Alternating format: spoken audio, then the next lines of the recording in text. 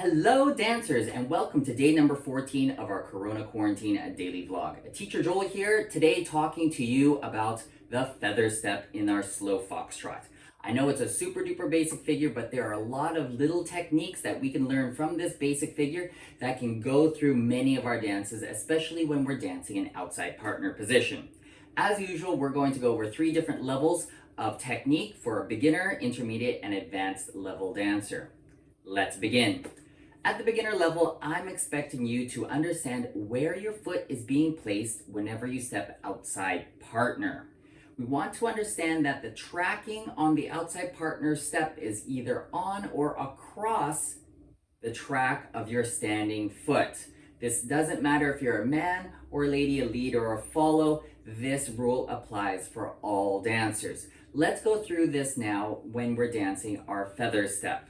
I'm going to have to do it in this direction because, well, I can't go towards the camera. We've only got certain depth in this room. But gentlemen, if I'm going to go through my feather step, and this will be for right now, blah, blah, blah. For right now, my diagonal center, I'm going to go along the sofa here. Step number 1, my right foot is going to dance forwards and it is on a separate track. So if I use now my water bottle and place that in front of my left foot, which is my standing foot, as I take step number 1, it is on a separate track. As I continue, place the water bottle now in front of my right foot for step number 2. It is again on a separate track. I'm not kicking the water bottle. But here's now the technique that I want you to understand. On step 3, we are stepping outside partner in CBMP. And therefore, I'm going to take this water bottle and place it now in front of my left foot. As I take my right foot forwards on step number 3, I want to feel like I'm going to kick or at least go towards that water bottle. I do not want to continue to go on a same track as my right foot started in. Ladies, if I'm going backwards, this is going to be the exact same concept. I'm going to place the water bottle here behind my right foot for step number 1. Here I'm going to take my left foot backwards and notice I'm not kicking the water bottle. I'm going to now change the water bottle to signify the track of my standing foot. Here's step number 2. I swing it backwards and again, I'm not kicking the water bottle. But then step number 3, I'm going to change the water bottle behind my right foot. And as I take step number 3, it is going to go and kick. Don't want to actually kick it, but it's going to go towards that water bottle. We don't want to miss that water bottle. If we're going to miss it, we want to miss it on the cross side or across more. If you notice now I'm kicking the sofa on this direction, I'm not having an open position. So as we're now dancing our outside partners, whether we are lead going forwards or follow going backwards in our foxtrot, we want to make sure that step number 3, because this is the outside partner step, we want to make sure that the feet are in line or even more across our standing foot. One of the things that I want you to use is something like a water bottle. It could be even just a piece of paper, and just help yourself signify where we're going. If we don't do this, we end up now having to compensate by usually moving our hips or moving the whole body in a new position in relation to our partner. That's going to now make our partnering or our centering really tenuous or really thin. And we want to make sure that that connection is very solid. We have ourselves centered with our partner, and even though we're going to step outside partner, we're still going to be able to maintain our centering. Let's move on to intermediate. So it's level number 2. For the intermediate level dancer, I wish for you guys to understand the concept of when we rotate our body and when we do not rotate our body in the feather step. We're going to go through a very simple progression, and it is going to be rotate, side lead, same. I'm going to say that again. Rotate, side lead, same. And this is going to be exactly the same whether we are a lead or follow in our feather step. If I demonstrate this first as a lead, here I'm dancing again. This is my diagonal center for now. Step number 1, I will be creating some rotation. I will be creating CBM or contra body movement. As I do this, my right foot goes forwards for step number 1, and my left side goes forwards. The opposite side dances towards the opposite foot. So there's step number 1. Step number 2, I'm going to now maintain my left side coming forwards. I can continue some rotation, that would be fine. Notice how my shoulders and my arms are showing that there's still a little bit more rotation, but I'm now doing this with my left side lead, which means that my left foot and my left side are going together. We are not doing a second CBM action, which would take my right side forwards as my left foot goes forwards. So here's step number 1, CBM. Step number 2, side lead. Step number 3, I want to use it as a same, or what we call CBMP, contra body movement position, where I step now across myself, an outside partner, but I don't change my body anymore. There's no more additional rotation needed or necessary to maintain that CBMP. I'm going to demonstrate this now as a follow, and I'm going to dance it this way so you can see my body a little bit better. Here is step number 1 for the ladies. We're going backwards, left foot backwards. Right side is rotating backwards. There's my CBM, contra body movement. From here, step number 2, I maintain my right side dancing backwards while my right foot dances backwards as well. This is the same as the gentleman. This is called same side or side leading. From here, ladies, we are stepping backwards, across ourselves with our left foot for step number 3, and maintaining that same angle of body rotation. So if you see that again, here's step number 1, rotation. Step number 2, same side. Step number 3, nothing else happening with the body action. All right, and we're talking specifically about the rotation. We're not talking about frontal at the moment, or even in the sway planes. All right, so the exercise that I want you to have, and you can just stand here watching this video, is you're going to count the 3 different steps. I like you to count slow, quick, quick, so that it also helps signify the timing. And it's gonna look something like this, and maybe I'll do it backwards here so you can just mimic me as you're watching this video. Gentlemen, leads, we're gonna start, we're gonna go slow, quick, quick. Yeah? Ladies, for us, it is going to be slow, quick, quick. Not slow, quick, quick, where we now get ourselves flat. That's a lot, that happens a lot, and I want you to understand that there's that continuous same rotated side without any further changes in it. All right, moving on to the 3rd level for our advanced level dancers. Now, advanced level dancers, remember, I expect you to have the 1st and the 2nd levels, the beginner and the intermediate levels done, and you understand and you're able to produce this on a consistent basis within your dancing before tackling onto advanced level.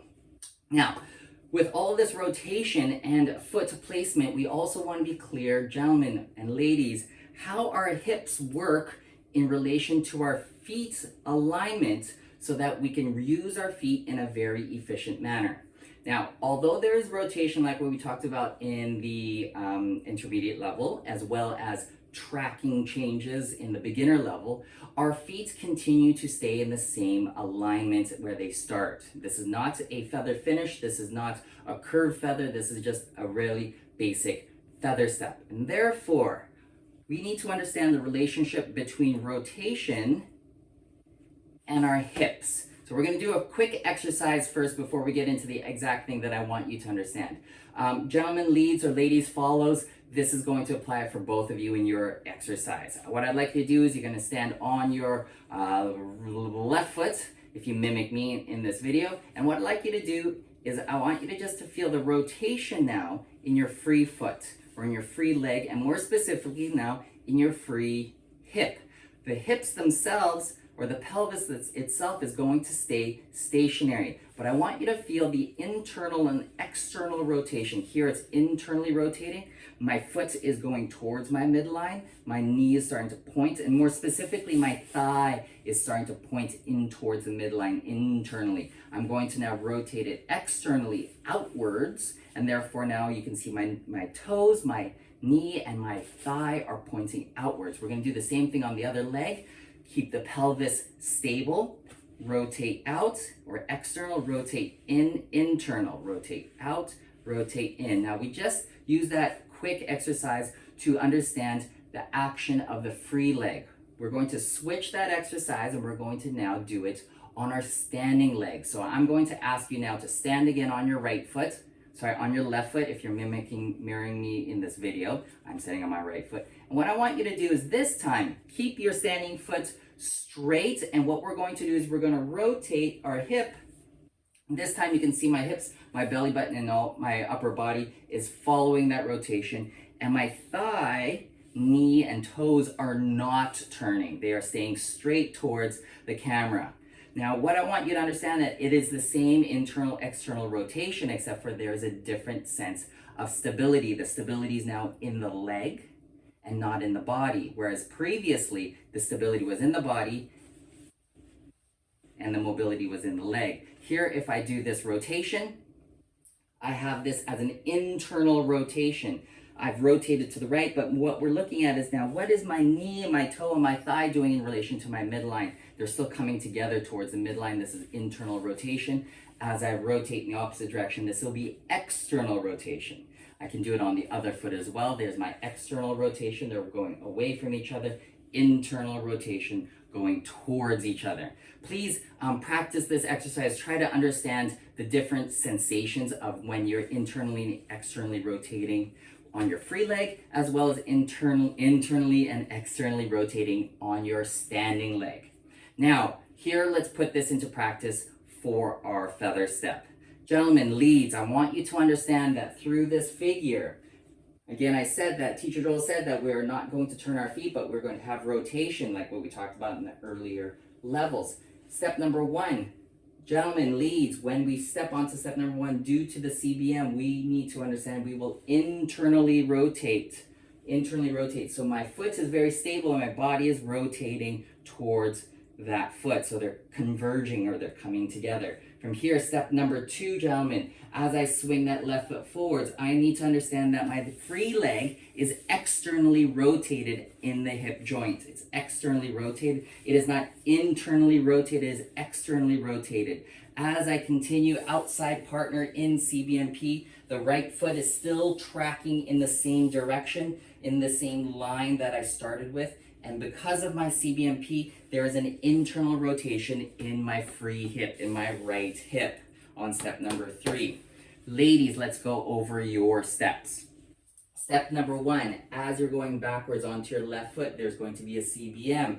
And notice that your foot and your belly button are now pointing in opening directions. This is an external rotation through that left hip. As you continue to go backwards and you swing this right foot back, this is where I really want you to pay attention, ladies. A lot of the times we'll rotate, we understand the CBM with the side lead, and look what happens to my foot. My foot is now pointing in the same direction as my center. This is not what we should be doing, because then when we come through, we're going to be coming through a diagonal foot, and our foot action and our leg action is not going to be efficient or powerful. What I want you to understand on that second step, ladies, is as you swing that right leg back with your right side lead, there's an internal rotation in that free leg, in that free hip, that right hip, internally rotated, not externally rotated, not neutrally rotated, but internally rotated. As you continue through for your third step, now your left leg here is going to have now an internal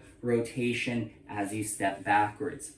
Advanced level dancers, this is so important. I really want you to start to understand how that internal and external rotation feels within your body, whether it's a free leg that's externally rotating or internally rotating, or when you're standing on the leg, what's happening at that hip joint when you are going through that foot. We want to understand that there's a difference between foot alignment and body alignment at a higher level. Whew, okay, very intense stuff. Hopefully you followed what's going on. I want you to be able to scrub back the video and re-listen to what Teacher Joel said. Watch the demonstrations over and over and over. If you don't understand, just rewind. And if you don't understand, if we got those comment section, type it in, say, hey, Teacher Joel, I'm still not sure. What were you talking about intermediate level? Or I wasn't sure on step number 3. Are we really internally rotating or externally rotating? Please engage with me. I'd love to hear from you. Or for many of you guys, you already have my direct email. Feel free to email me as well. That's all we have time for. I'll see you in the next video. Thank you very much, and please stay safe.